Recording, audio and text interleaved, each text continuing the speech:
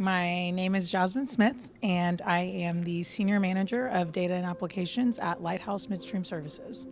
We are so integrated with Quorum at this point that I can't even imagine handling anything outside of that and to do spreadsheet work. And we are in a big growth phase, and a lot of our clients are acquiring new assets all the time, right? And so when we go to look at their data and what they've been using, a lot of the times they are using spreadsheets.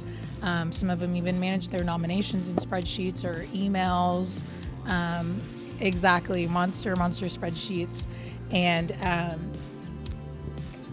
our team is so well versed now in how to implement things into Quorum, and they don't even think twice when they see a spreadsheet, an allocation spreadsheet, or a rate calculation spreadsheet that, yeah, I can get this in the system and I can cut my time down from whoever the client that we were, acquiring from. That might have taken them 3 weeks to close their books to try to get all of their rates done, and we know that we've got a scheduled nightly job, spitting out estimates every morning at 7 a.m.